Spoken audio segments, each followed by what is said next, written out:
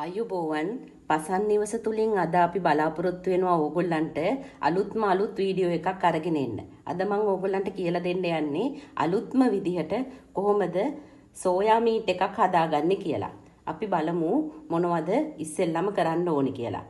මුලින්ම අපි සෝයා ටික වතුර ටිකකට දාගෙන ඉවර වෙලා ඒකට ලුණු ස්වල්පයකුත් එකතු කර ගන්නවා.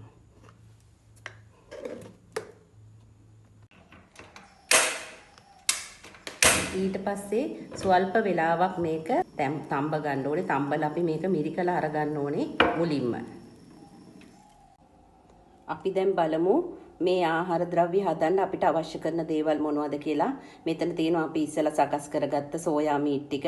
මෙතන තියෙනවා තම්බගත්ත මුං ඇට ටිකක්. ඊළඟට අපි අරගන්නවා අබ ටිකක්. ඊට පස්සේ අපිට ඕන වෙනවා මිරිස් කුඩු, ඊළඟට ගම් මිරිස් කුඩු, කහ කුඩු සුවල්පයක්, ලුණු කුඩු සුවල්පයක්. ඒ වගේම අපිට අවශ්‍ය වෙනවා උම්බලකඩ ටිකක්. ඊට පස්සේ අපි අරගෙන තියෙනවා රම්පේ කරපිංචා. රම්පේ කරපිංචා, අමු මිරිස් ඒවා අපිට අවශ්‍ය වෙනවා.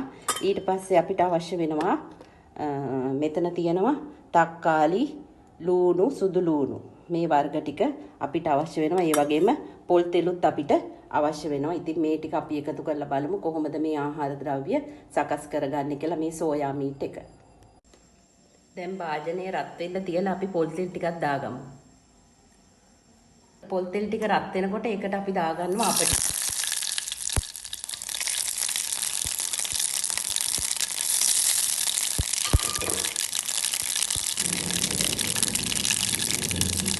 ඊට පස්සේ ලුණු සුදු ලුණු ටිකත් අපි එකතු කරගමු.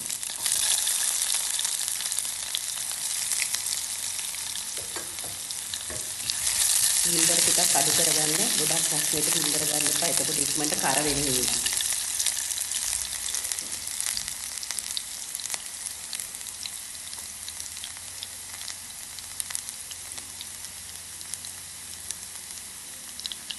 ඊට පස්සේ අපි ඒකට එකතු කරගන්නවා මිරිස් කුඩු.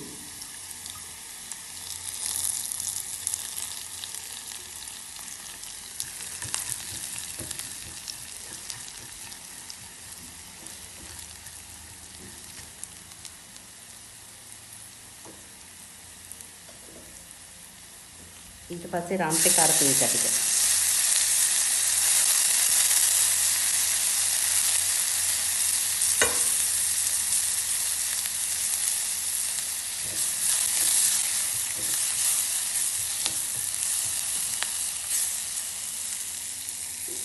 ඊට පස්සේ තක්කාලි ටික.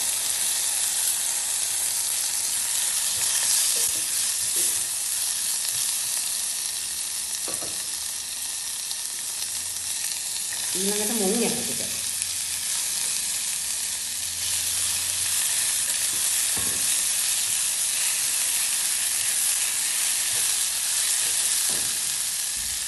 ඊළඟට ලුණු කහ, ගම් මිරිස් ඒ ටිකත් අපි එකතු කරගමු.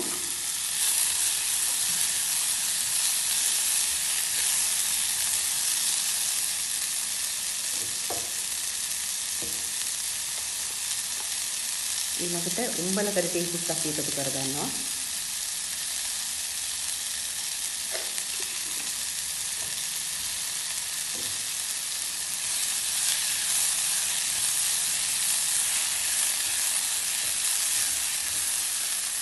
ඊට පස්සේ සෝයා මීට් ටිකක් එකතු කරගමු.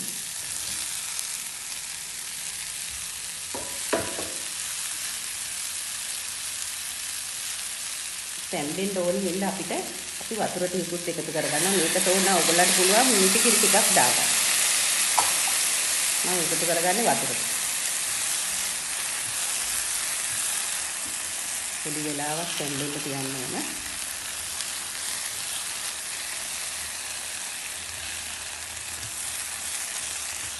රසකාරක මුකුත් නැහැ අපි. කිසිම රසකාරක මුකුත් දාලා නැහැ. ඔක්කොම ස්වභාවික දේවල් තමයි එකතු කරලා තියෙන්නේ.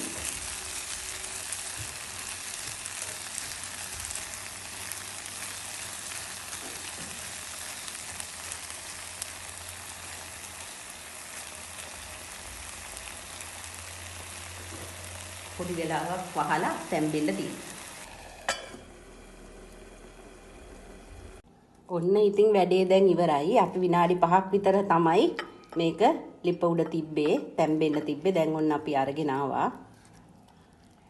මේ බලන්න ඕගොල්ලන්ටත් මේ විදිහට අලුත් විදිහට ඕගොල්ලන්ටත් පුළුවන් මේ ආකාරයට රසකාරක නැතිව ඊටාම ගුණදායක විදිහට මේ විදිහට අලුත් ආකාරයට සෝයා මීට් ව්‍යංජනයක් සකස් කරගන්න.